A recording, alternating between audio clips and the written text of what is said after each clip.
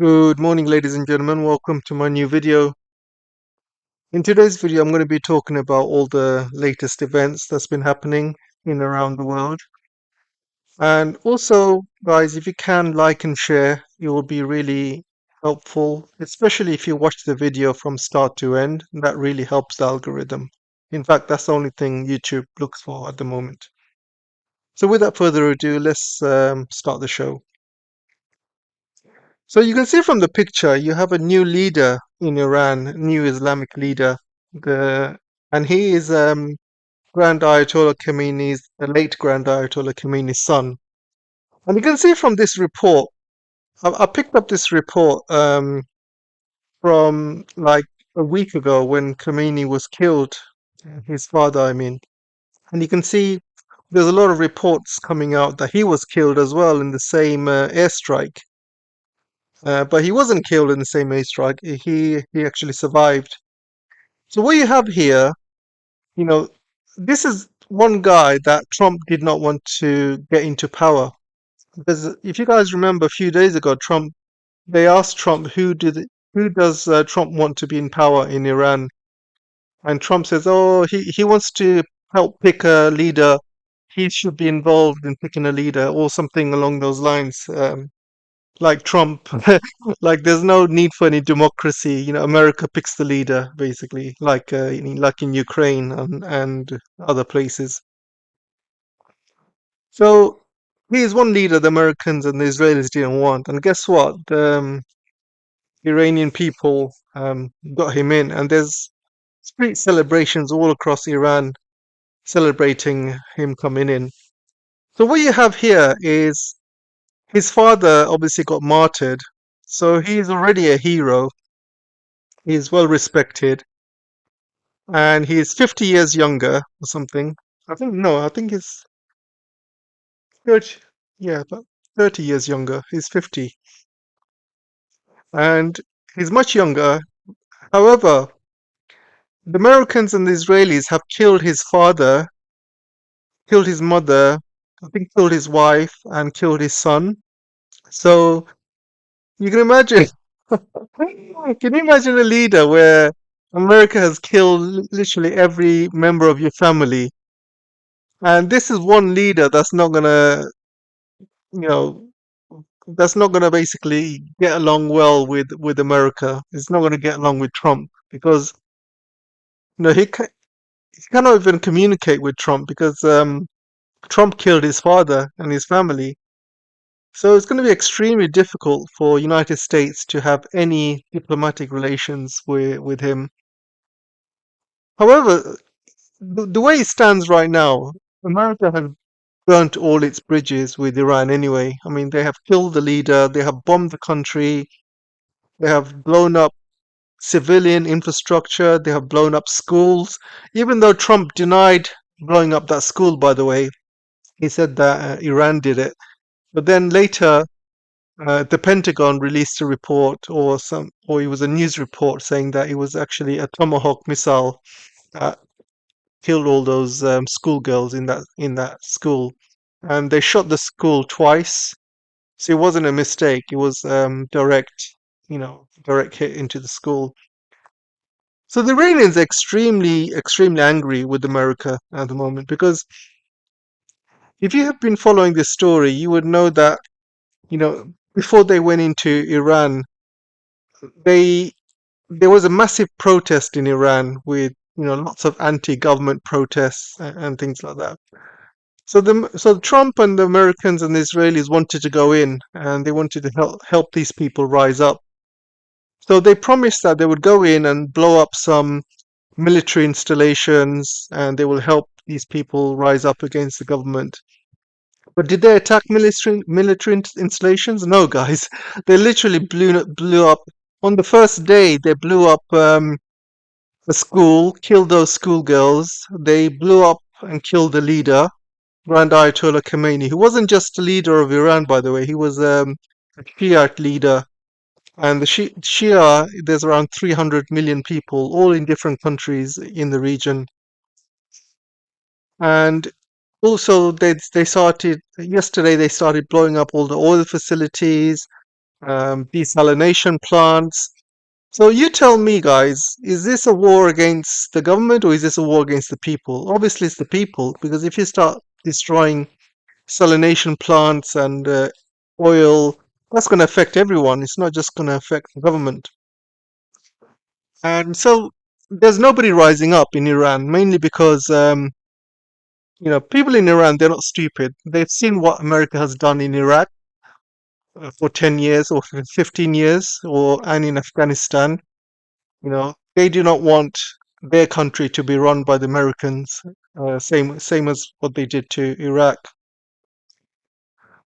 So this is completely bad news for America and Donald Trump. This is something that they did not want. However, this is something that they're going to get. The way this war is going at the moment, um, you can see the latest attacks on Tel Aviv. The whole country is having a blackout. You can see this is a picture of Tel Aviv. It's completely. I don't know if you can hear that, guys. Well, yeah, the whole country is in blackout, or mainly Tel Aviv is in blackout. And Tel Aviv, when there's a blackout, obviously the shelters is probably going to be out of power. Their desalination plants is going to be out of power. So this is going to cause a lot of issues.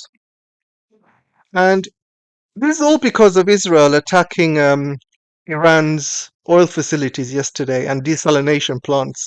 And because they did that yesterday, Iran changed its attacking target schedule today. They released a statement earlier on today. They said that we had a schedule of targets, military installations for this month, but because Israel attacked our civilian infrastructure, we will change these targets to include civilian infrastructure in Israel. So, because of that, Iran is now going to target Israel's civilian infrastructure, which includes power, which includes water, oil, and gas, and things like that. And they've already attacked Haifa's oil refinery yesterday, and today they're attacking their power, um, provides power to Tel Aviv. So they're really hitting Tel Aviv where it hurts. But this is like for like. This is something Israel and America did to Iran yesterday, and now Iran's hitting back on their infrastructure. So it's a like for like at the moment. So let's talk about Bahrain. Bahrain, the king, the puppet of Bahrain, the puppet regime. He had to escape the country because you can see there's massive riots going on in Bahrain. People are uprising. From from what from what I've read and what I've researched, I think Bahrain has got a Shia population of 70 to 80%, from what I read, and they are extremely enraged after Khomeini's death. They are extremely enraged. So if you have a population of mainly Shia Muslims in Bahrain, obviously they're going to rise up against the puppet regime who helped kill their Shia cleric or Shia leader. So he had to escape the country, and Bahrain at the moment. I don't think Trump wanted Bahrain to have a regime change, but that's what's happened. Trump was pushing for regime change in Iran, but what he got instead is a regime change in Bahrain. So obviously this is still going on. There's no new government or anything like that formed. I think there's going to be riots and stuff going on over the next few days. There's going to be obviously clashes with security. Usually Saudis usually come in to help the situation. But what Iran did, they blew up a bridge in Bahrain. There's a bridge that connects Saudi Arabia to Bahrain. It's called the Saudi Friendship Bridge or something. And Iran blew up that bridge so Saudis cannot send any reinforcements into Bahrain. So it's a really good tactic by Iran. So they are letting the people basically rise up in that country and take back their country. And this is why, you see, if this happens, if, you know, if Bahrain take back their country, I think this is going to be like a domino effect. You're going to see other countries in the Middle East start falling one by one, and you'll see a huge change. So after Bahrain, I don't think there's going to be much in like I don't think there's going to be a revolution in UAE, because UAE you have 70-80% of the residents are foreign. They're not even Muslim, or they're not even proper residents. They're just living. They're just crypto bros, OnlyFans models, and things like that. I don't think there's going to be much of a revolution in UAE. Neither in Saudi.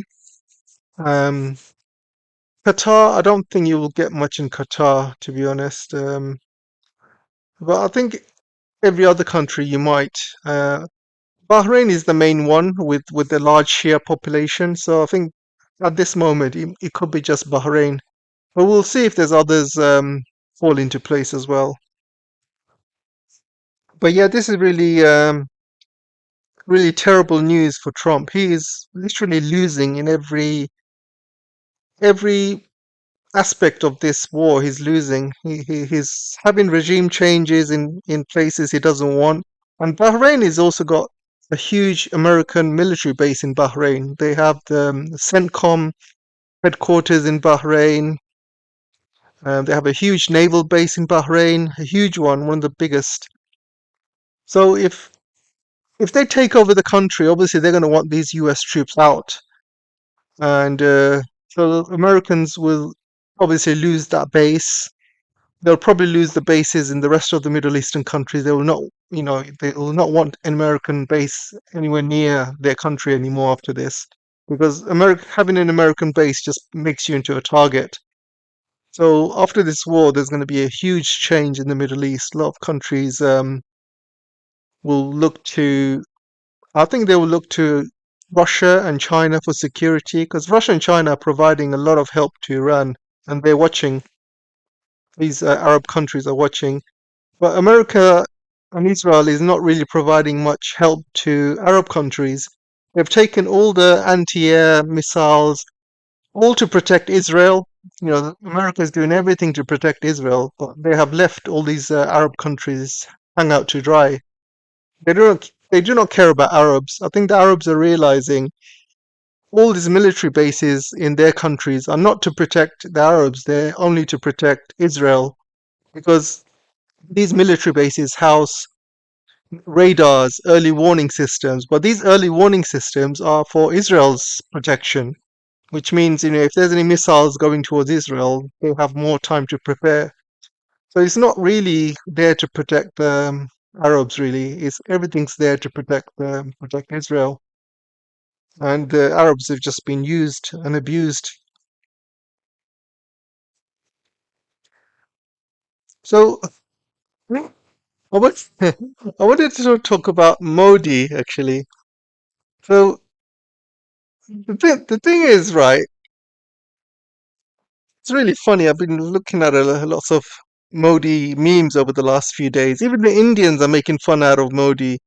Like, like I saw this clip of these Indians basically trying to pretend that they are Modi, and what he's doing is exactly like Modi. He when he meets white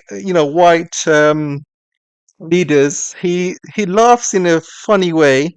All he does is laugh, and he's got broken English, and he makes these silly jokes and starts laughing, and he starts hugging all these white leaders.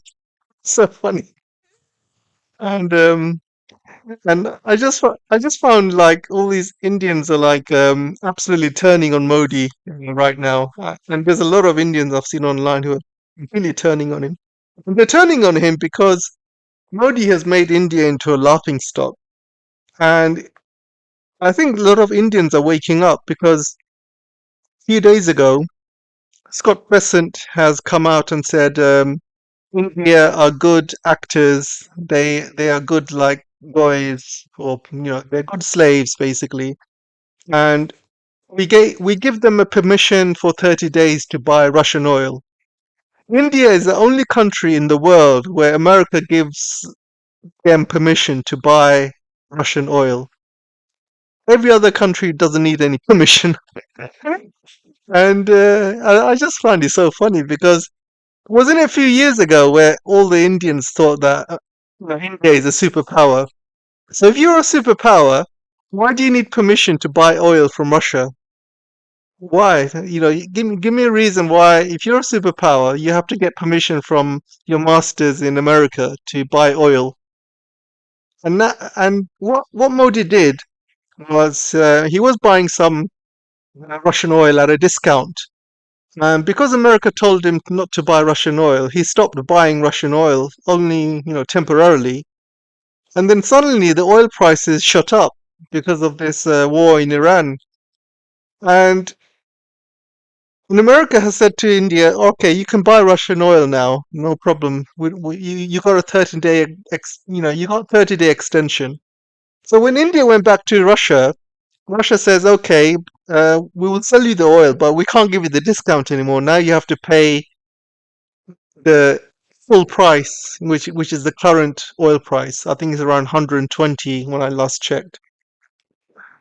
And I just find it so hilarious because uh, this is not superpower behavior, guys. All these Indians living in a delusion. They've been feeding them like Bollywood movies and Bollywood delusion over the last 5, 10 years, saying India is the next superpower, India is the next China. They've been saying that for like 10, maybe 10 years. I've been hearing it. India is the next superpower. India is the next superpower. India is going to overtake China by 2027. I've seen a lot of YouTube channels. They say that they're going to overtake China by 2027. Well, there's 1 year left. You're not even close, and completely delusional, most of them. And even Modi is delusional himself, and he calls himself, superpower and everything like that. But he doesn't act like a superpower. He has alienated India completely. He has alienated India. Nobody likes India in the global south. All of their neighbors hate India. Every single one. You got Bangladesh had to have color revolution, and the new government is completely anti-Indian. And Pakistan obviously doesn't like them. Sri Lanka doesn't like them. Nepal doesn't like them. China, China and India do not get along. I know the Chinese don't like them because I speak to a lot of Chinese. But yeah, I don't think even Afghanistan doesn't like India as well. None of the neighbors like India, guys. None of them. The whole world, including, hates India. And what does India do? Instead of going along with the global south and being, being a leader of the global south, and if you want to be a leader of the global south, you have to stand for, countries who are poor, who are having like problems with the West, like imperial issues, colonization, issues like Palestine and stuff. You should be standing for all these countries because these are the countries that look up to the global south countries like India, like China, and things like that. But what does Modi do? He basically goes and aligns himself with Israel. One day before the war with Iran, he goes and aligns himself. And it's not a secret that Modi has been very much aligned with Israel with this genocide. And because of that, he has alienated the global South. All the Muslim countries hate India now because of that. The white countries never liked India because of racism and stuff like that. They've alienated themselves with China, their closest neighbor. Uh, So what India should have done, I mean, the minimum India should have done is stay neutral. If India stayed neutral, if they said something like, "Oh, we support the Palestinian people, we want a two-state solution," or something like that. If they came out with the support of Palestine, they would have had a lot more respect in the world if they stayed neutral. Because there was a time 10, 15, 20 years ago, India was neutral. They would never get involved in world events. and they would always be neutral in whatever happens. And they made a lot of friends in that way. But now with Modi, he has gone completely pro-West, pro-Israel, against the world. I mean, everyone can see the world, you know, the Western world has gone completely mad. You got Trump causing wars all over the world. Israel is doing mass genocides, and they're absolutely, war thirsty. Is this the kind of people that India wants to align themselves with? I mean, it just doesn't make any sense. Him meeting Netanyahu one day before the war in Iran, and then 1 week later, an Iranian ship gets destroyed off the coast of India. How embarrassing is that? It just shows that India's had something to do with it. They probably given Israelis some intelligence that this ship is there. And absolutely embarrassing, guys. And all this talk about India becoming the next superpower, you don't hear it anymore. Nobody talks about it. I've not seen one Indian talk about it. I've not seen one Western paper talk about it anymore. Nobody talks about it. Before 10 years ago, that's all I used to hear. All these YouTube channels and newspaper articles is like, India is the next superpower. India is the next China. India's going to overtake China. Well, let's see India overtake China in the current oil price. Go on, I dare you. Oil prices have gone up $120 a barrel.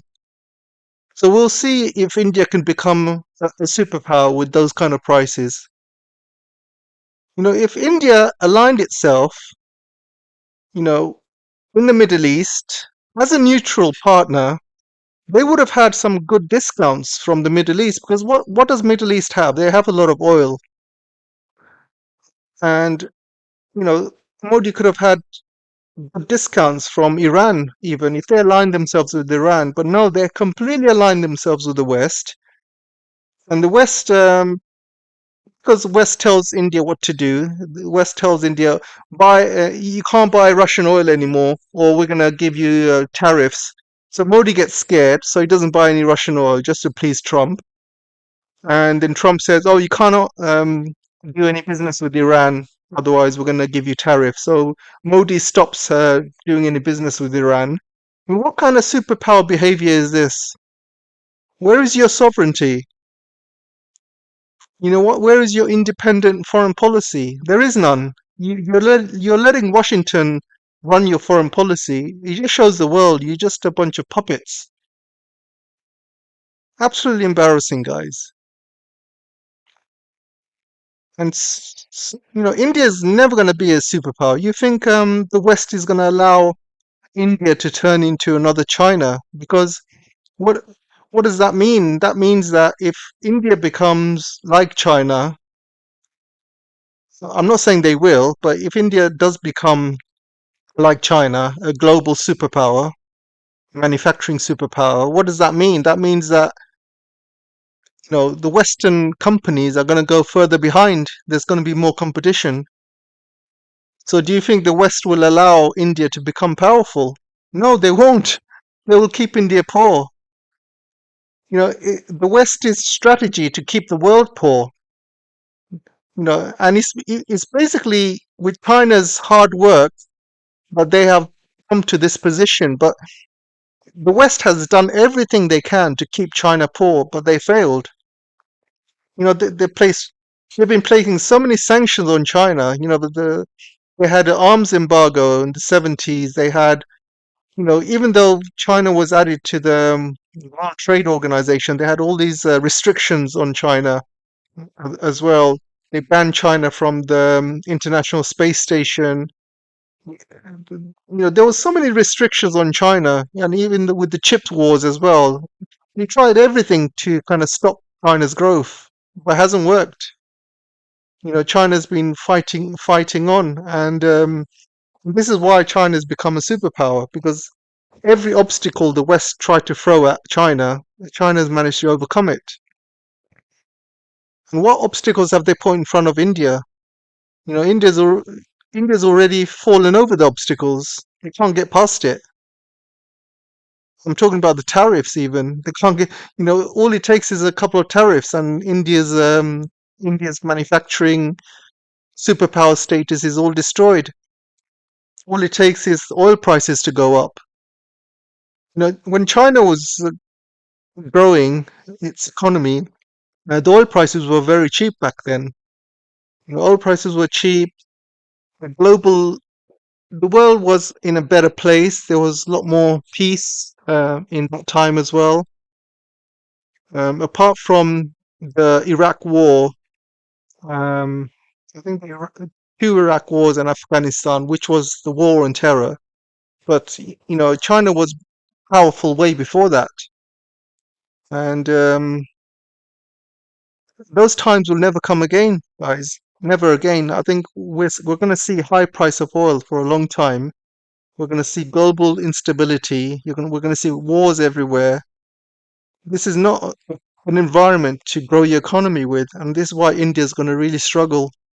Plus, you got global warming as well, and India is such a dependent on oil because they have no natural resources. They don't have. They're not like the Middle East. They don't make their own oil. They don't make their own gas, so they have to import it. And with the country of 1.4 billion people, you need a lot of energy. 'Cause every single person needs air conditioning because it's hot in India. They need power for their phones. They obviously need to get to work, and they need cars and transport, and they need to cook, they need to clean. All of that requires energy. So yeah, India is going to be absolutely stuffed when it needs energy prices because it's you know. And the thing I wanted to show you guys is this graph. This is a graph of India's rupees that have been going down against the dollar. So everybody knows that the dollar has been losing its value, right? Um, the dollar has been losing its value for a long time, and it's been accelerating. But one currency that's doing worse than the dollar is the rupee, and you can see the rupee has been going down against the dollar. So the rupee is doing worse than the dollar, and this is because Modi's been printing a lot of rupees to pay for all of these fake infrastructure projects and stuff. There's a lot of fake infrastructure projects in India, guys. And I've seen a lot of Indians basically posting pictures of Chinese infrastructure projects and pretending it's in India. And a lot of Indians have been caught on social media saying, "Why are you posting a Chinese, infrastructure projects and pretending it's India?" They do that a lot. They steal all these infrastructure projects, images and videos from China and pretend it's their own. So these are all fake infrastructure projects, and yeah, it's just not going to work. And I remember when I think was it Boris or I think no, it was what's his name Rishi Sunak. Yeah, Rishi Sunak went to India, and what India did, there's a lot of slums in India. So what India did, they basically hid all the slums. They put all of these, you know, boards, advertising boards in front of the slums, so they're all hidden. So when Rishi Sunak goes there, he doesn't see any slums. He only sees these nice advertising boards and stuff. So India is very good at hiding things, you know. But if you actually live in India or you look behind the scenes, you can. India is absolutely filthy, absolutely filthy. They have not put any money into India to improve people's lives at all. And everyone knows it. This is like the worst form of capitalism. There's only like 10 families in India who make all the money. And Ambani family alone make 10% of India's GDP. 10% of India's GDP. That's one family. And obviously Modi is close with all of them. So you have a small number of people making all the money, and then you have 90% of Indians living in poverty, basically. So that's capitalism in India for you. So yeah, it's just a small number of people making all the money in India, rest of them just struggling. And with the oil prices going up, rupee, obviously the value of rupee going down. What does that mean? That means that they're going to have to pay more for importing energy, and it's going to increase the inflation. And inflation's been going up in India, severely over the last few years, and this is going to really hit a lot of families.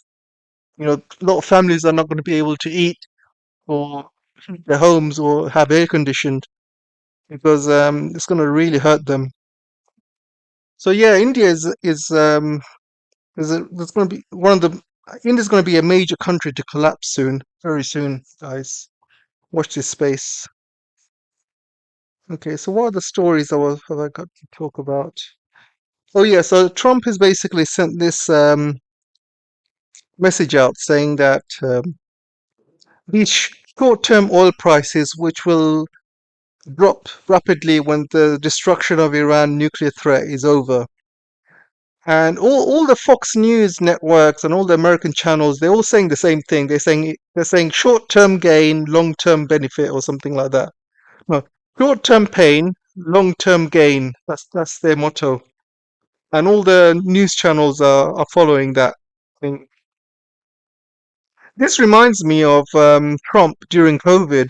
So if you guys remember during start of COVID, when COVID first hit China, Trump was like, "Oh yeah, this is only going to hit China. It's never going to hit Americans. You got nothing to worry about."